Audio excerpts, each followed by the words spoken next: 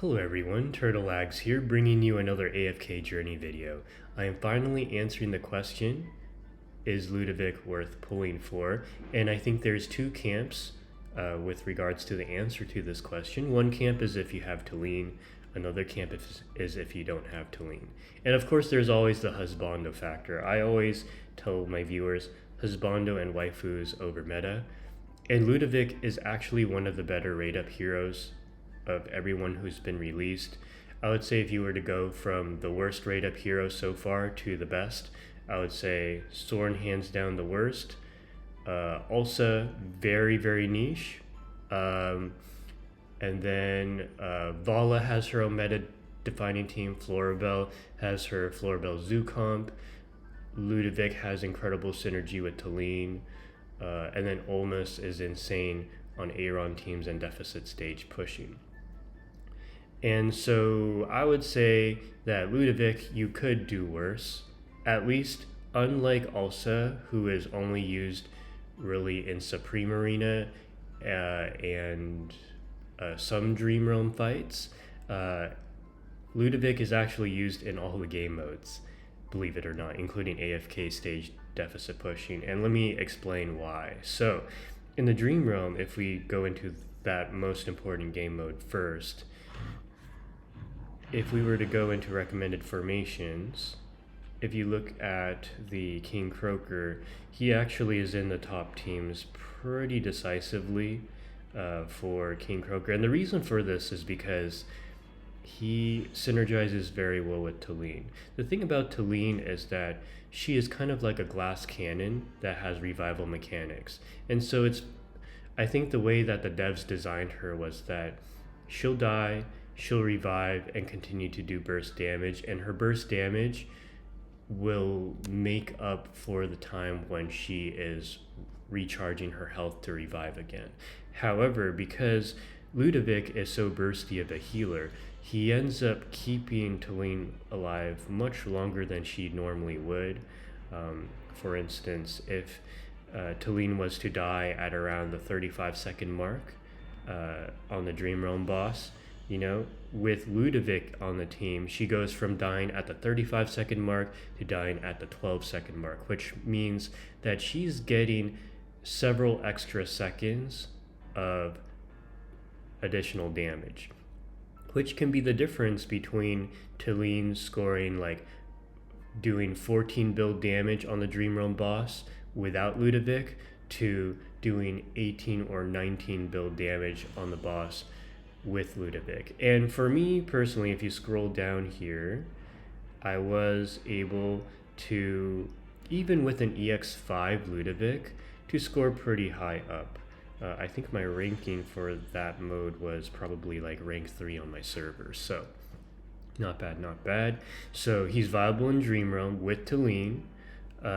He's viable in Arena and Supreme Arena. Just to give you an example here, when we go to my win in Supreme Arena where I took the third place person spot, it was against Heya yesterday. I was running Ludovic with Tulin, Arden, Aeron, and Granny. And this team worked out really well because Tulin applied the Revival Blessing on Granny to make her a Thorin 2.0. Ludovic was keeping Tulin alive, and then of course keeping the rest of the team alive like Arden and Aeron. And what's really cool is that, even though Tulin doesn't really have any crowd control, Ludovic does, because with Supreme Plus, he actually has the ability to, and I'll read it off for you.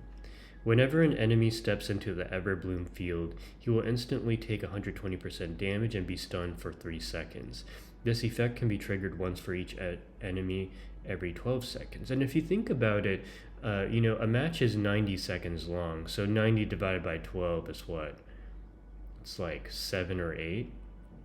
And so, 7 or 8 times throughout the match, assuming, the match goes that long, he is stunning that many times. And a 3-second stun is actually quite long. To put it into perspective, Arden at EX 15, if I'm not mistaken, entangle vines for 3.5 seconds. Yeah.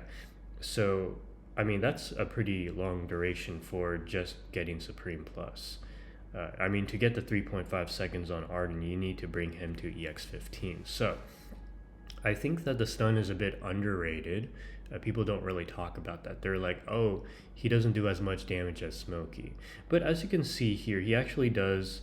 Well, he didn't do too much damage here. However, if you go back to the Dream Realm boss, what is really interesting is that if you compare his damage versus Odie's damage in the Dream Realm against King Croaker, he doesn't score that much less. For instance, okay, so let's go back to King Croaker. Can we look at the replay?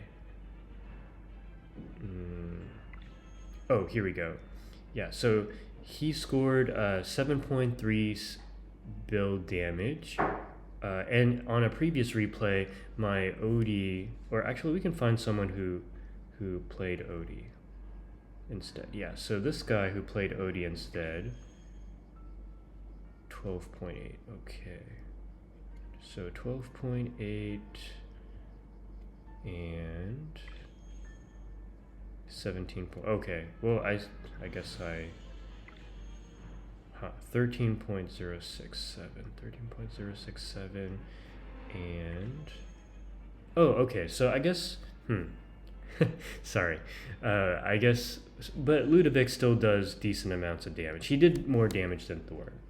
Anyways, dude, the RNG in Dream Realm is wild. I could have sworn, we could check my previous video when I pulled for Ludovic and play tested him. I'm pretty sure Ludovic was doing not too much less damage than Odie, but I digress.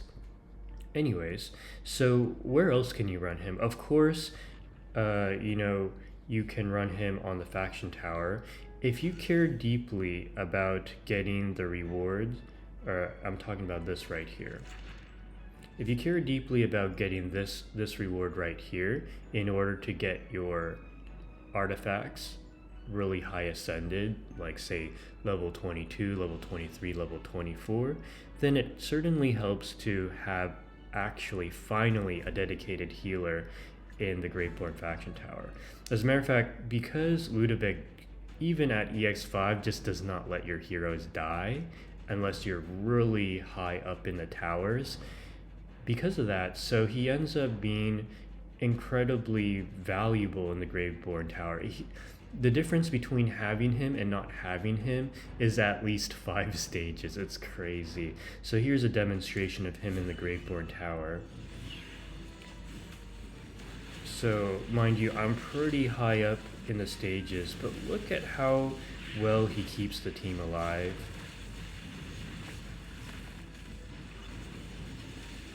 And his healing field, does it move back to us? Yeah, it does move back to us. Yeah, so his healing field will move around depending on who your weakest ally is. Okay, well, I'm pretty high up in the stages. Maybe, hold on, let me level up a little bit.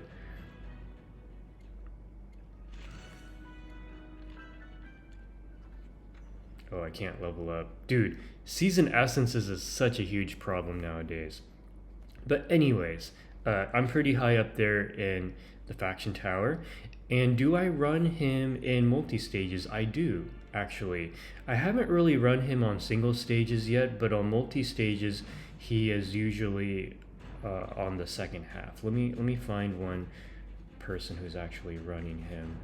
Although this might be a special stage that requires something different. Oh yeah, there we go. So someone actually ran him on the first stage. So let's actually give it a try. Okay, I'm gonna concentrate. Just pay attention, because I need to concentrate.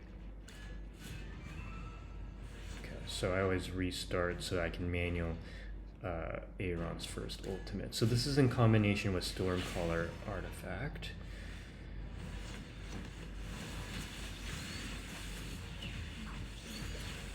Nowadays you have this deficit push with Lumont, because if you don't, if you give them an inch, like, man, the enemy's just is hell for your team.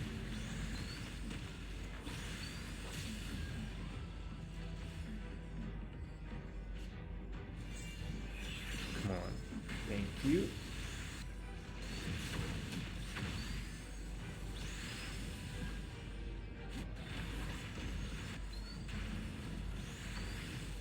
There we go. So as you can see, I just used Ludovic to clear a multi-stage. And mind you, I'm rank 2 in my district. I'm at 1947 right now. I don't know where you guys are at, but yeah, this is a no joke kind of stage. And then I'm just going to clear this as I speak. Oh, actually, I can probably auto this. So, yeah. So as you can see, Ludovic, he does have the potential to be viable in every single mode. There are some modes I haven't even talked about, but he's viable in Dura's Trials. He's viable. Actually, a lot of people have expressed that they are appreciative of having an extra support to run in the Crystal Clash, which ends today. Because in Crystal Clash, if you are aiming for the 1.6 times multiplier, you need to run unique heroes for all 4 or 5 of your teams. And so sometimes you'll be in a situation where, gosh, I wish I had one more support. And Ludovic is actually an excellent alternative support to run if you just need someone to keep your team alive. And that's what he does very well. He keeps your team alive, which is the most important thing. And then on top of that, he does 3-second stuns, potentially on all 5 enemies every 12 seconds. So, yeah, he's very good. And mind you, in Graveborn Faction Tower, you don't need to lean. In AFK stage pushing, as you saw, I did not run to lean. I just ran Ludovic with my usual Aaron Lumont Olmes combo, smoky combo. And so, as you can tell, the core of AFK stage pushing is generally Aaron, Smoky, Olmes, Lumont nowadays for me personally. And then the fifth slot is Flex. And having an extra healer who does not require a crescent spell like Ludovic is quite good, because as you saw on the first match, because we didn't need a cascade spell in order to get Haywen to ult faster, we were able to, because Ludovic's heals are so bursty without his ultimate, so you have the flexibility now for your artifact to actually switch to one that can provide additional stuns like Stormcaller. Stormcaller has, I would argue, made a return to relevance in AFK stage pushing because of Ludovic. Because Ludovic he burst heals right from the start. He's like a front-loaded heal in a sense, where if the enemy's trying to burst you down, his burst heals will keep you alive. So, so what is the verdict? I'm trying not to ramble too much. Ludovic, if you have to lean, get him. You will thank yourself so much. If there's anyone who has the craziest synergies in endgame mode, I think the Ludovic to lean combo is incredibly powerful. And mind you, to lean combos with so many heroes as well. Kind of like what I showed you earlier. To lean and Granny, incredibly powerful. And actually, I'm not even sure if I showed you guys the replay. So if I was to go into Supreme Arena, I did take the number 3 person spot with this lineup. Let me go ahead and show you guys the replay. So we're going against an Aaron team.